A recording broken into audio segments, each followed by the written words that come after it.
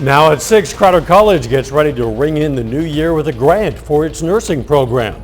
Plus, the Salvation Army of Jasper and Newton County kick off distribution of this year's Angel Tree program. And Rainbow Bridge is turning 100 years. I'm Fernanda Silva with the story.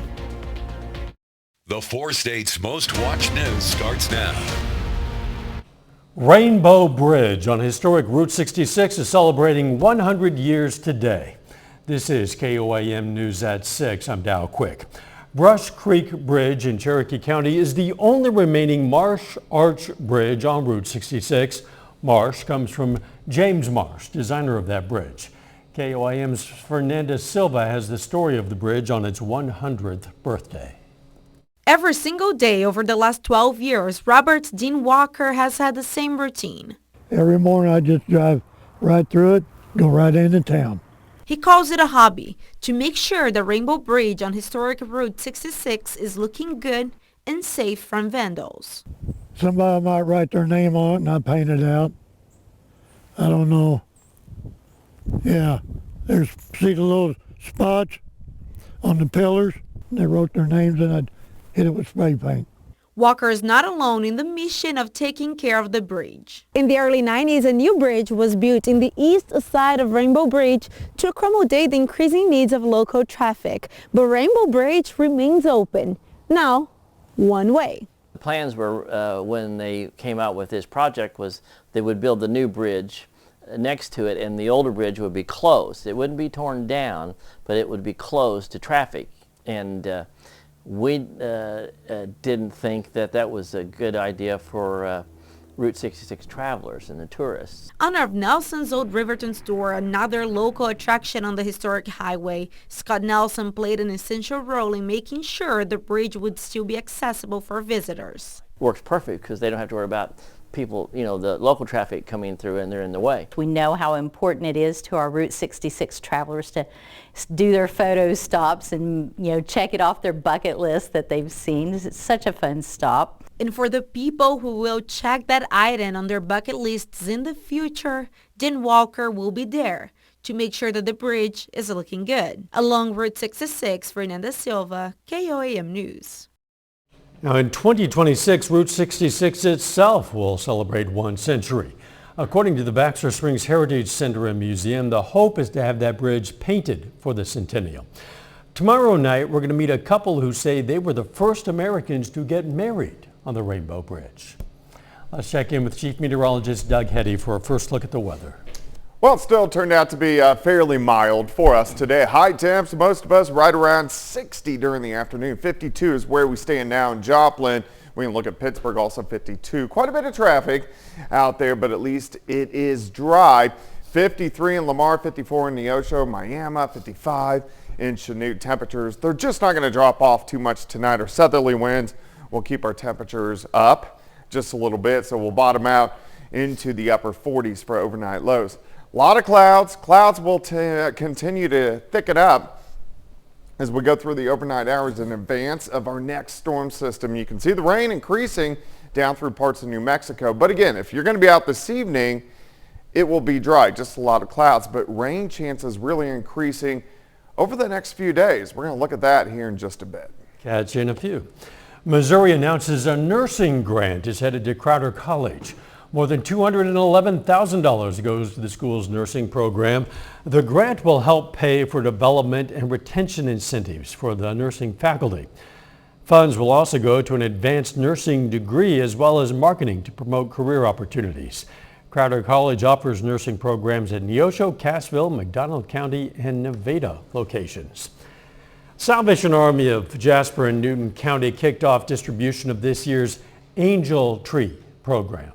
KOAM's head photojournalist Ty Parks had a front row look at the seasonal efforts. 339-373. So today we are handing out the gifts to the families that signed up for Christmas assistance. So each bag represents a family. Some families will have two if they're a larger family, but for the most part, each bag represents a family, and their children's gifts are inside these bags for Christmas.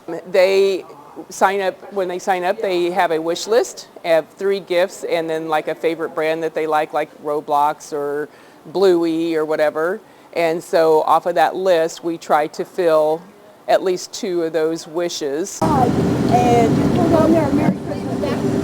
need is up a lot. So usually we have about 700 kids. This year we have 1,400. So yeah, 14 something. So yeah, it's up a lot from what it has been in the past. You know, I just moved to Joplin not too long ago, and it's just like a blessing. Like whenever, you know, people don't have a lot of money and, you know, you have kids and Christmas is coming up, inflation is happening, and, you know, it's just a blessing to be able to give them Christmas presents whenever you really couldn't before. It's actually pretty awesome to get to see the community get together and the Salvation Army come out here and give presents to kids and families that, you know, can't get together for their kids. It's pretty cool. Well, it's just good to help people and give back to the community, and like around the Christmas time, and like everybody gets to spread Christmas cheer and give their gifts to like people in need that don't have a lot of money around the holidays. Us sharing God's love. I don't look at it as we're just giving gifts out. We are doing what God asked us to do to make sure that our fellow humans are blessed, are shown His love, and this is a way that we get to do this at Christmas time. We're celebrating His birth, and we want to make sure that we are showing that we believe in Jesus and the love that He has for each and every single person. Salvation Army is hosting 3 different distribution sites on 3 days in Joplin, Carthage, and Neosho. You can go to our website, KOAMnewsnow.com, for specific dates and addresses and more information. Later in sports, college football National Signing Day. John has details about a Nevada offensive lineman heading to Mizzou. But first, dramatic body cam footage shows a life or death rescue from a burning car in Oklahoma. Authorities have discovered the body of a Berry County, Missouri woman that the sheriff's office had listed as missing. Authorities responded late last night to a report of an overturned car crash about 6 miles west of Exeter, Missouri. The driver, Dorothy Lewis of Exeter, age 67, was found dead at the scene. She had last been seen on December 14th. Troopers report that crash apparently happened on December 15th. Firefighters in Independence, Kansas fought an early morning fire. This was at 2nd and Magnolia about 5:30 this morning. They found the home fully engulfed, asked for a second alarm. Authorities brought the fire under control within 45 minutes. There were no reports of firefighter injuries, but one person was treated at the scene. Look at this. Dramatic footage shows a deputy in Oklahoma County, Oklahoma, rescuing a woman from a burning car following a crash. The whole thing was caught on Deputy Matthew Yerby's body cam. Get back, get back, get back, get back!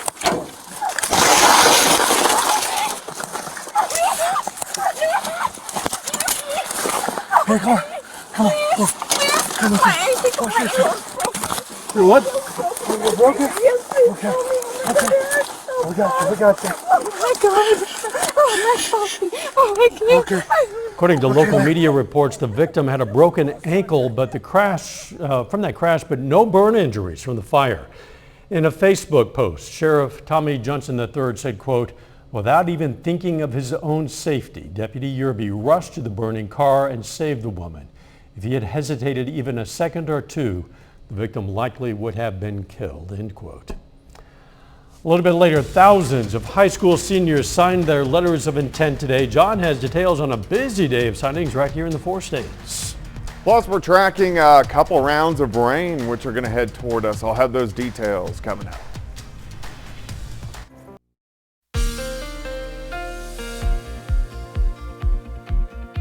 Well, mild day once again for us today. Temperatures right around 60 for afternoon highs, which is well above normal once again. Tomorrow, winter begins tomorrow evening, 9:27, so daylight-wise, it's the shortest day of the year, 9 hours and 36 minutes. And then, of course, on Friday, we turn it around and start heading toward the other direction. So all the way until the second half of June when we officially hit summer. Outside right now, a nice shot, Cornell Arts and Entertainment Complex. We are looking downtown off toward the north and to the east. Breezy out there. It is going to stay breezy as we go through the rest of the night, but it's going to keep our temperatures up. 52 in Monette, 54 in Welch, Oswego 55. Nevada is sitting at 53 degrees. Southerly winds staying breezy. South winds at about 5 to 15, gusts maybe upwards to 20 as we go through the night. A lot of clouds. These will continue to thicken as we go through the overnight hours. We're watching our next storm system, which is building out to the west. Rain across parts of New Mexico. And this is a weaker wave, but a much stronger one right behind it. Look at the spin off the coast of California, San Francisco. This will dive deep and then eject out and make it here just in time for Christmas Eve. All right, rain chances for us tomorrow. Some light sprinkles, random shower, but look how they shoot up. 10 p.m., 2 a.m. tomorrow night into Friday morning. So those chances really increasing as we go through the next 24 hours or so. Random sprinkles to start the day, temperatures upper 40s. Hit and miss sprinkles, random shower. This is the noon hour, much of the same during the afternoon. So a little wet for us tomorrow. High temps near 60. As we go into tomorrow night, showers increase. So more persistent rain. So we're looking at 9 p.m. Rain on the Kansas-Oklahoma side starting to press into southwestern Missouri. Here's midnight, periods of rain across the region. This continues all night long. Here's 5:30 in the morning, periods of rain. And then the more persistent rain should be out of here by 8 or 9 a.m. on Friday morning. Still a few random showers and then mainly just cloudy skies. High temperatures again near 60 degrees on Friday. All right, potential rainfall. It's not going to be super heavy, but we'll take what we can get. Maybe a quarter of an inch upwards to a half in some spots. That looks to be just about it. But as we go down the road, here's where we start to see some changes. Look at this, rain back in. Late Saturday, showers and thunderstorms Saturday night into Sunday. I think any stronger storms stay to our south, but periods of showers and thunderstorms. Here's Christmas Eve. And then look at this, rain sticks around. So a wet start on Christmas Day. And that's what we're going to see most of Christmas Day. High temp of 60 on Sunday, 55 on Christmas Day. There's rain chances on the high side. Of course, we're not going to see a white Christmas. For your Thursday, a lot of clouds, some light little showers out there. Rain picks up tomorrow night, 58 on Friday, 66 Saturday, 60 on Christmas Eve, high temp of 50 Christmas Day. 60 degrees, 66 degrees know, on it's Saturday. Crazy, isn't it? Yes, it is. Thanks, Doug. Still ahead, it's National Signing Day for incoming college football players. Several of our local athletes are Division I bound. John Dales has that and more. It's coming up next in sports.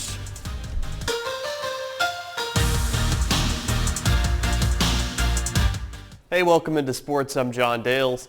It's college football's National Signing Day, which means thousands of high school seniors across the country are putting pen to paper and making things official on where they'll be headed to next fall. Here in the 4 states, Nevada offensive lineman Talon Chandler signs his national letter of intent this morning. He's going to Mizzou, where he'll compete in the SEC. Chandler says he's excited to join a program on the rise and was so excited for today he could hardly sleep last night. This has been a goal since I was a little kid. You know, I watched my brother when I was a little kid. He signed when I was in 6th grade, and I remember saying, I'm going to do that one day. You know, so it's just been something that I've worked for, and I've had him to look up to, and, you know, just being able to have that opportunity and say, hey, this is what I'm going to do, and spend all these years working towards it, it's unbelievable. A couple hours later, our second signee in the area will also be playing college football in his home state over in the Big 12. Tyler Antle, a senior punter at Frontenac High School, signs his letter of intent in front of hundreds of his classmates today. He's headed to Kansas to join the Jayhawks, an opportunity he jumped at immediately after getting in contact with their coaches. I met with Kansas late November. I was sitting in English class and they randomly texted me out of nowhere asking if they could have a phone call. A few days later, we set up a visit with them, and they offered me on that visit. And it was almost a no-brainer to go there. Growing up in Kansas, there's a lot of pride playing for the Jayhawks, and with the way the coaches were treating me and the way the campus is, and also with how the program is starting to develop, I couldn't say no to that. At Joplin this afternoon, very busy signing day for the only high school in our area with multiple student athletes participating. 3 Joplin Eagles will be playing football at the D1 level. Tight end Whit Hafer is going to Missouri. Offensive lineman Dontrell Holt on his way to the Big 12 to join Iowa State. And running back Quinn Renfro off to the FCS defending national champion South Dakota State.